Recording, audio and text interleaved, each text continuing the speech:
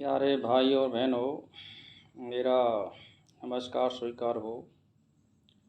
मैं आपके लिए फिर एक वीडियो बना रहा हूँ जिसका विषय है, क्या ये जगत चेतन की कल्पना है। तो इसको ध्यान से सुनें और चैनल को सब्सक्राइब कर लें, क्योंकि जो अगला वीडियो आएगा वो इसी के आधार पर आएगा। तो एक बार इस चैनल को सब्सक्राइब कर लें। तो सुनें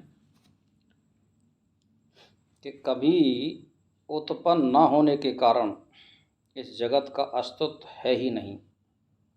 जिसका अस्तित्व है वह तो पर ब्रह्म ही है। जैसे स्वप्न के पर्वत नगर अविनाशी स्थिर नहीं है। आप सुन रहे हैं? जैसे मान के चलिए, ये कह रहा है कि भाई कोई चीज़ स्थिर नहीं है, कोई चीज़ स्थिर नहीं है मतलब, तो उसी प्रकार ये जगत भी अविनाशी स्थिर नहीं है। ये जगत भी स्थिर नहीं है। तो ब्रह्म ही सबसे प्रथम होने वाला हिरण्यगर्भ है। यानी जो ब्रह्म था सबसे पहले वो हिरण्यगर्भ है, वही विराट, और विराट ही सृष्टि रूप, और ब्रह्म से कोई दूसरी वस्तु नहीं है। जो भेद की कल्पना होती है वह भी ब्रह्म ही है, इससे भिन्न कुछ भी नहीं है। जब आत्मा अपने आप में स्वयं स्फुरण होता है तब उस चेतन आत्मा की यह चित्त शक्ति उस सूक्ष्म अहंता का दर्शन करती है, जो उत्तरोत्तर स्थूलता को प्राप्त होती हुई अंत में ब्रह्मांड का आकार धारण कर लेती है। इस प्रकार इस चेतन की चिति शक्ति की ही जगत का रूप ले लेती है। यह जगत उस चेतन की ही कल्पना है। यह कल्पना अहंकार के अधीन है। इस प्रकार अहंकार और जगत चेतन रूप ही है, उसमें दैत या अदैत नहीं है।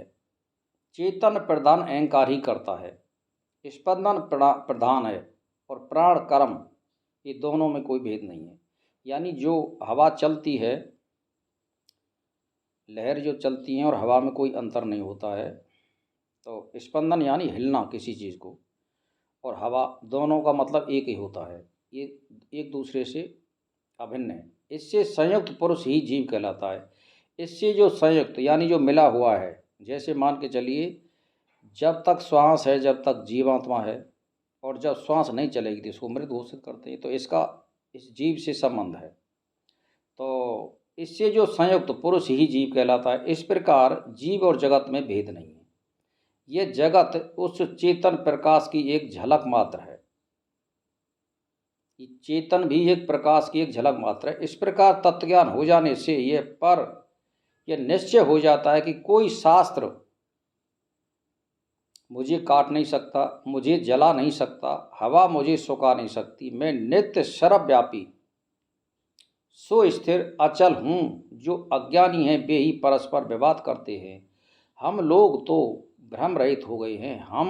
हमारे लिए विवाद का अवसर ही नहीं है। यह सिद्धांत स्थिर हुआ कि परमात्मा ही की सत्ता से ही जगत की सत्ता है, इसका स्वतंत्र अस्तित्व नहीं है। आप समझ रहे हैं कि यानी जो चेतन परमात्मा है इससे भिन्न कुछ भी नहीं है। ना दैत्व है ना अदैत्व है।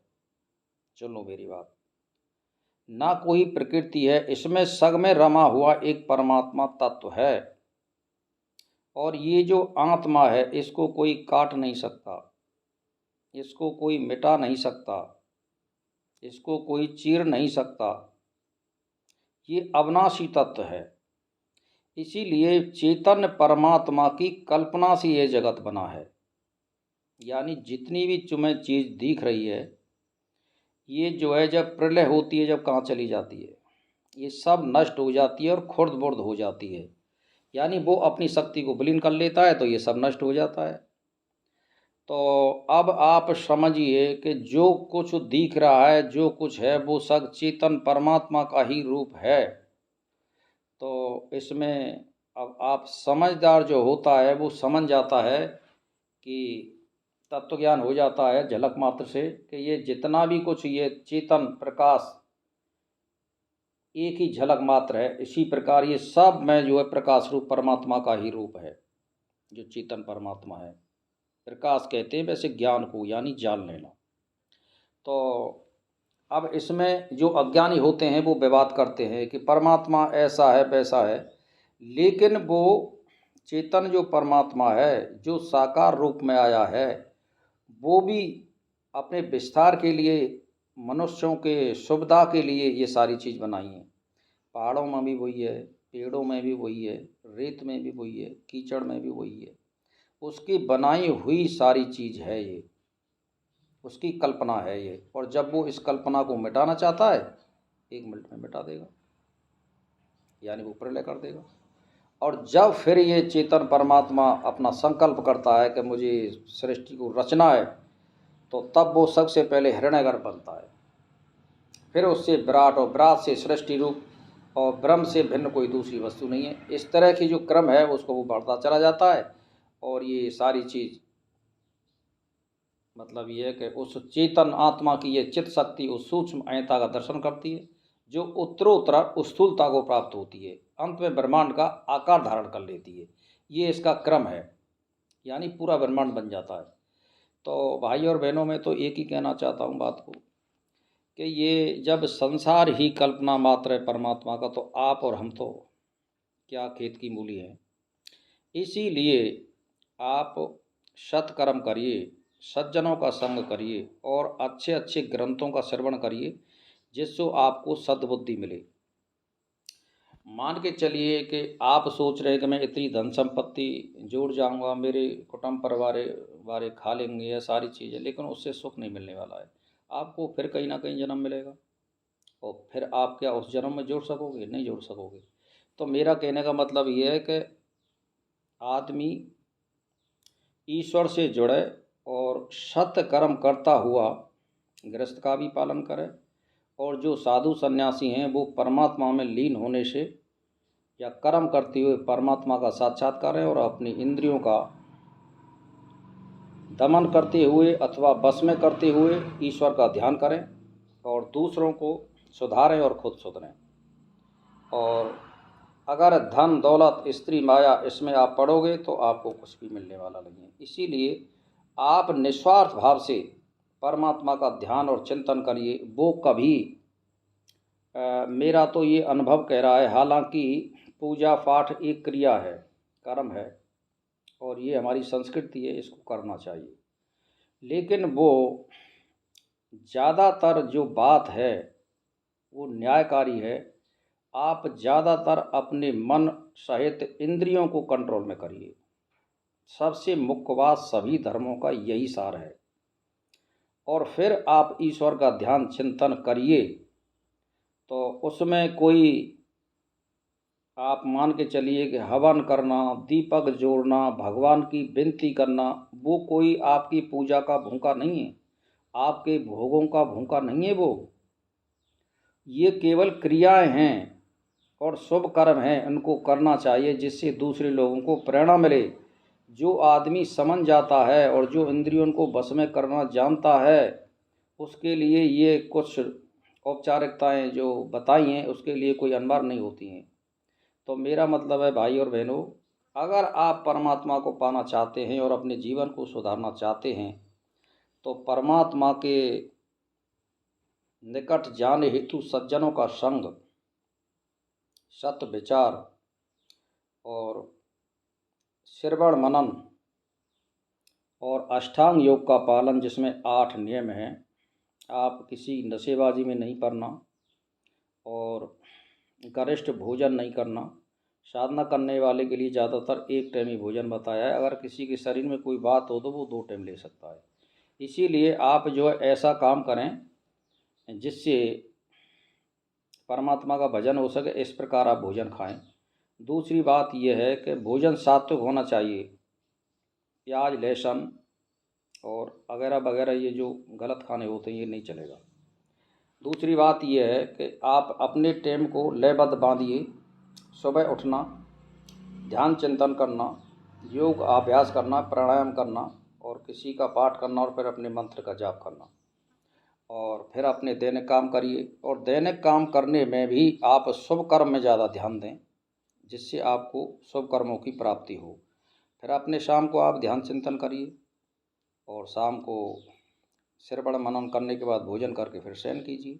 तो आप अपनी क्रियाओं में बंध जाइए, तो ईश्वर की प्राप्ति अपने आप हो जाएगी। और आप ये संकल्प कर रहे हैं कि मेरे छोरा की नौकरी लग जाए, या मेरा छोरा टॉपर पढ़ाई में आ जाए, या मेरे साथ फैक्ट्री खुल जाए, मेरे इतने वैभव हो जाए, या मैं साहब महामंडलेश्वर बन जाऊं, मैं अध्यक्ष बन जाऊं, ये सारी चीज़ों को वो परमात्मा जानता है, वो आपके अंदर बैठा हुआ है। आप कहिए या मत कहिए, वो आपकी बातों को अपने आप जानता है। आप शुभ कर्म करिए, जो करने वाला है। भाई आप मान सम्मान, मान बढ़ाई, इनको कौन नहीं चाहता है, लेकिन इनसे पार पड़ेगी नहीं। इनसे परमात्मा बहुत परे है। एक बात मैं आपको बता रहा हूँ, अगर आपने इंद्रियों का दमन या बस में कर लें तो सब फल आपकी मुट्ठी में प्राप्त है। लेकिन आप संकल्प ऐसा करिए जो शुभ कर्म हो, कि भाई मैं तो समाज की सेवा करूँगा, या समाज में लोगों की भलाई करूँगा, या अपाहिजों की सेवा करूँगा, या गायों की सेवा करूँगा, या मैं देश की सेवा करूँगा। किसी प्रकार का आप शुभ संकल्प करिए तो परमात्मा आपको ऐसी शक्ति देगा। ऐसा सभी ग्रंथों का मेरा विचार है। दूसरी बात यह है कि मान के चलिए आपने किसी मनुष्य के लिए जीवन में 10, 20, 50, 100, 1000, 500 लोगों को सुधार दिया, तो वो एक एक दो दो सुधारेंगे तो एक नेटवर्क बन जाएगा। इसीलिए आप शुभ कर्म करने की प्रेरणा दें और आप खुद शुभ कर्म करें। परमात्मा कोई खुशामद परस्त नहीं है, ये मैं आपसे बता रहा हूँ। दूसरी बात ये रही कि अगर परमात्मा खुशामद परस्त होता तो वो इस की सृष्टि क्यों करता, आप समझो। वो खुशामद परस्त नहीं है, ना वो भोजन खाता है, ना वो किसी के भोगों को लेता है, और ना वो कपड़ा पहनता है, ना उसके लिए दीपक की ज़रूरत है, ना उसके लिए सुगंध की ज़रूरत है। वो पूर्ण है। ये तो सब हमारे तुम्हारे एक क्रियाकर्म के लिए एक नेम टेम बता दिया है। इसलिए भाई और बहनों, उस परमात्मा के लिए आप ज़्यादातर अपनी इंद्रियों से आचरण शुद्ध करिए। दूसरे को दुख मत दो, अपने काम करें वो न्यायपूर्वक करो, असहायों की सहायता करो, किसी से अपशब्द मत बोलो, सबको साथ लेकर के चलिए, तो आपकी उन्नति और दूसरों की उन्नति साथ साथ चलेगी। तो आप उच्चता को अपने आप प्राप्त होंगे, अगला जन्म भी श्रेष्ठ मिलेगा। मुक्ति होगी या नहीं होगी वो तो ईश्वर को ऊपर छोड़ दो, आप तो सत्कर्म करिए। मेरा तो ये ही मतलब है भाई और बहनों। इसीलिए आप वेद का मार्ग अपनाइए, गीता का मार्ग अपनाइए, उपनिषदों का मार्ग अपनाइए। तो ये बहुत से हमारे ग्रंथों में दिए हुए उसका मार्ग अपनाइए। जो बढ़िया साधु सन्यासी होते हैं, साधना करने वाले, उनसे शिक्षा लीजिए, तो आपको कहीं ना कहीं मार्ग मिल जाएगा। इसीलिए सत्कर्म पर ज़्यादा जोर दो आप। इसी के साथ मैं प्रणाम करना चाहता हूँ।